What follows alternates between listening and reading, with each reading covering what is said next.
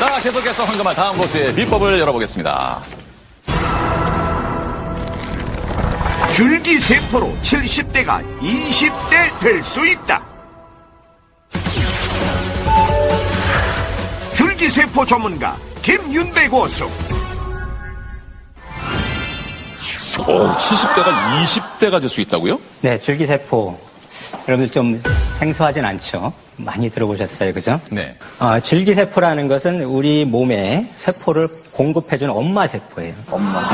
그러니까 사람은 자식을 낳을 때 이제 새로운 개체를 이렇게 자궁을 통해서 키워서 내보내주는 방식인데 세포는 네. 하나가 두 개로 이렇게 분리되는 방식입니다. 그 원천 세포가 이제 줄기세포가 되는 거죠. 아하. 이 줄기세포라는 것은 우리 네. 주변에서 쉽게 볼 수 있어요. 여러분들이 만약에 칼에 베었다 주방에서 네.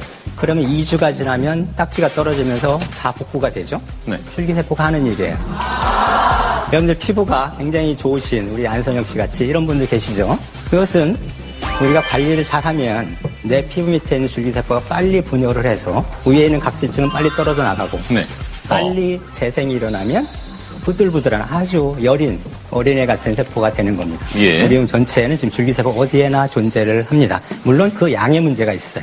어렸을 땐 상대적으로 많은데 나이를 먹어가면서 굉장히 수가 적어져요. 줄어들어요, 점점점. 그러니까 충분히 보충을 못 해주니까 우리가 노화가 이제 눈으로 보이게 되는 그런 것이고. 예. 그러면 우리 지구의 나이를, 지구를 거꾸로 돌릴 수는 없어요. 다만 생물학적인 나이, 생물학적인 시간은 거꾸로 돌릴 수가 있을 거라고 생각을 하고 최소한 거꾸로 돌리지 않더라고 하더라도 시계를 늦출 수는 있다. 이미 아시다시피 일본에서 야마나카 교수라는 분이 우리 체세포를 그냥 우리 피부세포를 떼서 네. 시계를 거꾸로 돌렸어요. 그래서 줄기세포로 원점으로 돌려놓은 거죠. 그러니까 그 채취한 사람의 나이가 60이었는데 네. 그 세포가 어릴 때, 아기가 태어날 때 그 세포로 돌아갔다는 뜻이에요. 실제로 저희는 이제 동물을 가지고 연구를 하는데 사람으로 치면 90세가 되는 그런 늙은 쥐. 이제 앞으로 두세 달 후에는 죽을 만한 그런 쥐예요. 옆에서 건드려도 물 생각도 안 하고 귀찮다고 아무 생각이 않고. 없어요. 네. 거기에다가 줄기세포를 이식하면 젊은 쥐보다 수영을 더 잘합니다. 네. 운동 능력이 털하게 개선이 되고 제가 연구하는 치매 줄기세포를 이식을 하면 기억력도 네. 젊은 쥐하고 같이 맞짱을 뜰 수 있는 정도로 이렇게 회복이 된다는 겁니다. 네네. 그렇다면 이것이 다만 동물에서의 문제만이냐? 분명히 사람도 앞으로 우리가 예. 법적으로 그런 문제가 해결되고 부작용이 해결되는 그러한 시점이 오면 네. 사람에서도 이것이 환상만은 아니다. 분명히 이루어질 수 있는 네. 가능성이 있는 기술이다. 이렇게 제안을 드리고 싶습니다. 그러면 직접 쥐 대신 제가 거기 들어가 있으면 안 돼요. 아니, 뭐 젊으시니까요.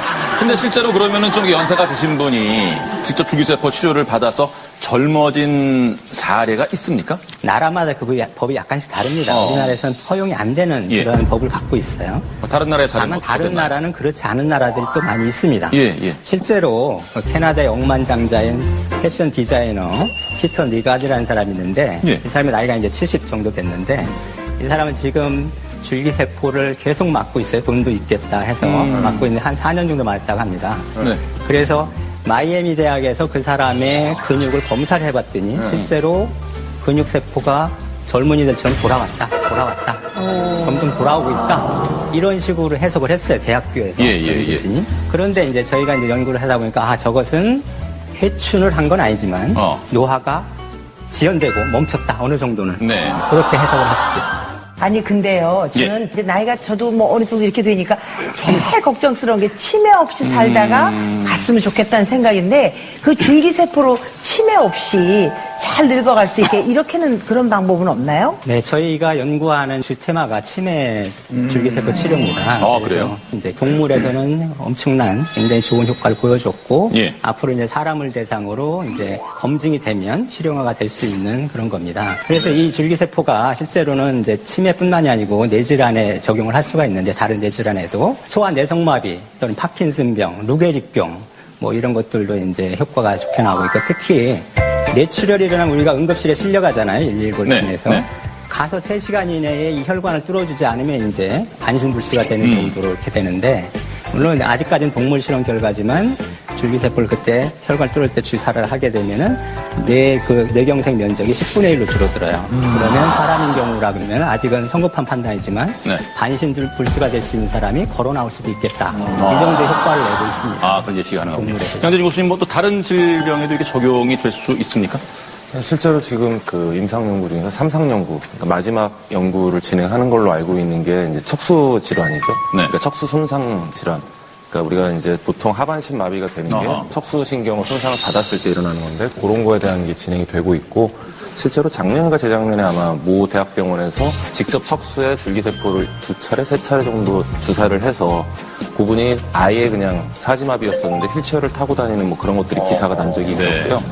간경화에 대해서도 지금 이제 진행이 되고 있고, 그 다음에 이제 지금 말씀하신 뇌경색, 뇌졸중에 대한 것들도 지금 진행이 되고 있는데, 이 이외에도 황반 변성이라는 게 있습니다. 그러니까 안과 질환 중에서 네. 황반이 변성이 되게 되면 실제로 시력을 잃게 되거든요. 근데 이런 황반 변성으로 인한 실명의 줄기세포가 치료제로서 가능성을 보여주고 있고, 또 이제 선천성 소화당뇨 아니면 청각장애 같은 이런 난치성 질환 혹은 유전성 질환에 있어서도 치료의 길이 줄기세포를 통해서 열릴 수 있다라는 뉴스들이 나오고 있습니다. 그래서 분명히 줄기세포라는 건 어떻게 보면 이런 여러 가지 난치성 질환들에 있어서 한 꿈의 치료제로서의 가능성을 분명히 보여주는 건 사실인 것 같습니다. 예. 그때 기억나는 게 왜 강원래 씨한테 더 이상 휠체어는 없다라고 뭐 그런 얘기 사람들한테 있었죠. 그 사고로 척수 다친 분들한테 굉장히 희망을 줬잖아요. 아직도 그런 게 가능한 건가요? 그러니까 김은배 교수님, 이게 어떤 한계가 어디까지로 보십니까? 그럼 모든 뭐 질병, 이거 무슨 뭐 흔히 말하는 만병통치가 될 수 있는 것인지. 그 당시에 이제 강원래 씨가 어떤 이슈의 대상이 됐어요. 강원래 씨를 이렇게 세울 수 있다. 근데 이미 그러한 척수손상 환자한테 식약처의 승인을 받아 지금 임상시험을 하고 있어요. 아하. 그렇다면 지금 임상시험 하고 있다는 것은 분명히 되니까 한다는 거예요. 동물에서는 분명히 됐고, 실제로 시간을 두고 5년, 10년 만에 휠체어에 있던 사람이 지팡이를 짚고 일어날 수 있는 날이 있을 거라고 해서 지금 식약처에서 승인을 내준 거거든요. 그러니까 그 가능성이 충분히 있다는 거고요. 줄기세포의 오로지 가능성만 얘기하면 우리가 자동차를 수리한다고 한번 생각해 보세요.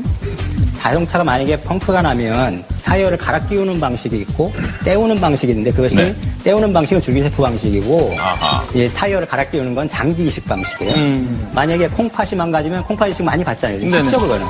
예. 심장도 이제 돼지 심장으로부터 얻으려고 지금 하고 있어요. 그러면 만약에 뇌가 망가지면 뇌를 바꿔 끼면 되죠. 그죠? 자, 그러면 뇌가 망가지면 그게 안 되니까 그것은 줄기세포라는 거예요. 뇌를 바꿔 낄 수가 없으니까. 그래서 우리가 오로지 가능성만을 가지고 한다 그러면 우리가 앞으로 무궁무진한 그런 응용 가능성이 있는 것이고 여기에 희망이 있다고 생각을 하는 겁니다.